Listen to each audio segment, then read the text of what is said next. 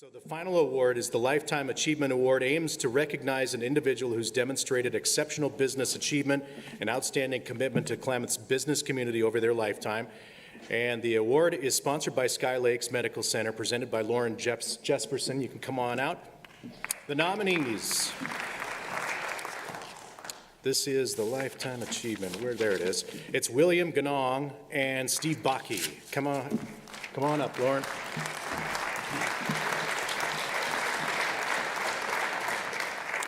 Thank you.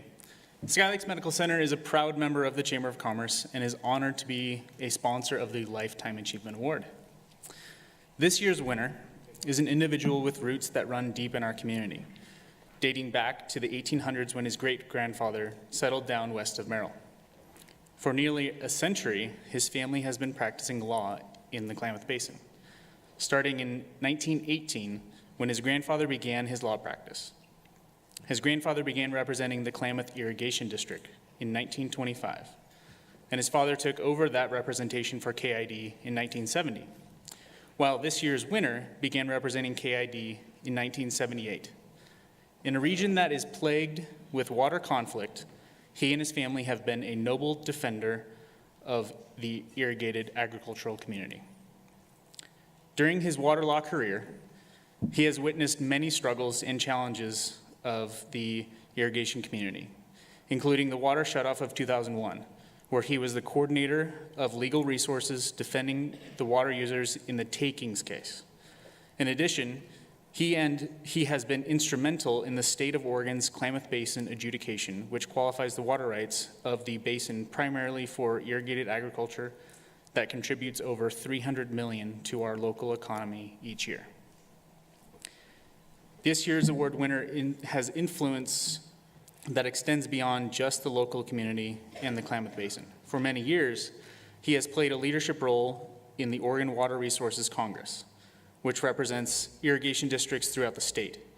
He served on their board on various committees and donated a large amount of time educating irrigation district entities about related laws, regulation, and best practices.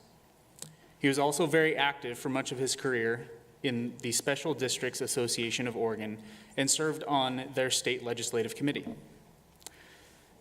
Earlier this year, he announced that after nearly a century of his family representing irrigated agriculture, he is going to retire. He has since begun stepping away from the very thing that he has known and been involved with literally his entire life. This has not been an easy transition for him, and people close to him know that it weighs heavy on his heart. He and his family's dedication, passion, and reverence for the family, farmers, and ranchers of the Klamath Basin must not go unnoticed, and this is why the Chamber's Lifetime Achievement Award is an appropriate way to publicly acknowledge the efforts that have touched so many lives in the Klamath Basin. As someone who comes from a farming family, I am especially grateful for the efforts of this year's award winner. It is because of people like him in our community that keep our community and the future of our community bright. So without further ado, it is with great pleasure that I invite Mr. Bill Ganong up on stage to accept this award.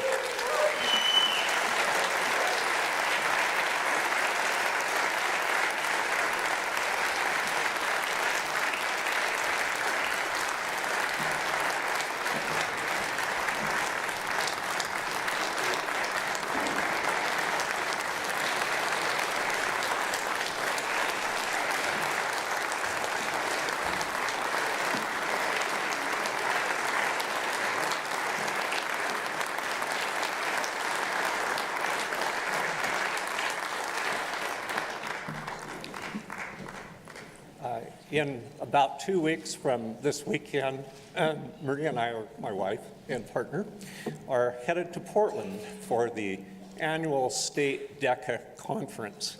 It's an event we've attended since 2000, and we go because DECA, which is a chamber member, and the chamber does great work working with that organization, teaches young kids to write, to speak, to be able to get up in front of people like you and do what I'm doing right now, although they do it far better than I do.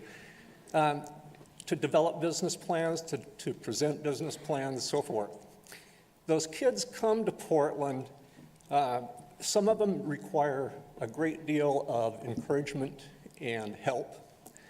Others come charged, full of self-confidence, require a pinch collar or a sniple bet. One of the second category, about 12 years ago, was Matt Bogatay. And I can't tell you how proud I am to be here tonight and be able to watch Matt come forward and be recognized with the Bogatay family.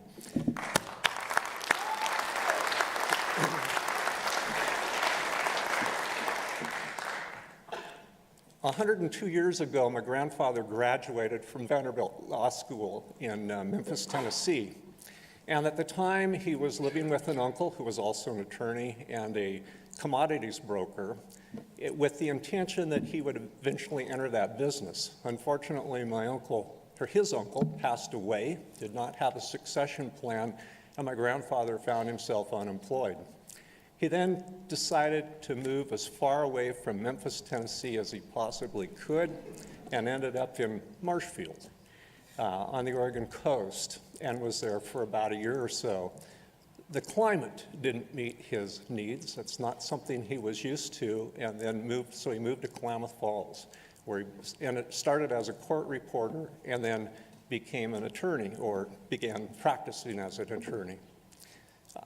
In the mid-20s, the Klamath County Chamber of Commerce was very active in the issues that were taking place in the development of the Klamath Project. And one of my grandfather's first clients was the Klamath County Chamber of Commerce. And he worked with them to contact their legislatures, to provide testimony on the need to complete the Klamath Reclamation Project and to get the other districts, the ones we call the pumping districts, Shasta View, Malin, and Enterprise, some of the others, under contract to be delivering water. Fast forward to the mid-50s, the Chamber was very active in the termination of the Klamath Indian Reservation. The Chamber's position was it was not their business to decide whether or not the reservation should be terminated. Rather, that decision should be made by the Klamath tribes, its members, and the United States Congress. However, the Chamber took the position that if the reservation was terminated, the sustained yield practices that had been practiced on those timberlands over a period of years and had sustained the mills in this community for a period of years had to continue. And Dad, working with a chamber committee, lobbied Congress hard not to sell those lands into private ownership to foreign corporations, corporations from outside the state that would come in, liquidate the timber, and have the mills go without. And so the net result was the Wainema National Forest, which met the chamber goal until the Endangered Species Act and some other issues became a problem. I've had the opportunity during my career to also work from time to time with the chambers, more on things like repairing bylaws or updating bylaws, dealing with some of the other issues that are internal to the organization. It's a great organization, and it is functioning well, and it does so much for this community. It's been an honor for the Ganong family to be part of that and part of this community for 100 years. And I thank you so much for that. One of the people that's here tonight is my mother, who was here not quite 95 years ago, but 93 years ago, and has been part of the community. And I want to recognize her.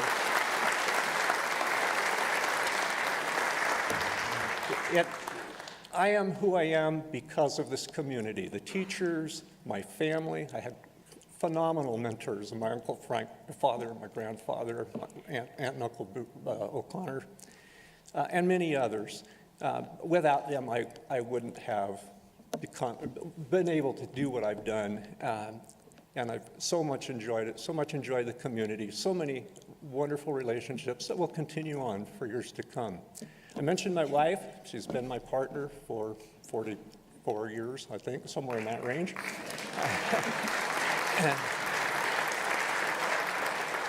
was welcomed into the community and has also worked hard to make this a better place. And finally, I want to recognize my daughter Ann, who's here. Her husband works for Eco Solar, and we are very happy that that's the situation. She's also been an inspiration to us and continues to be, and will be in the community with her children for years to come. Thank you.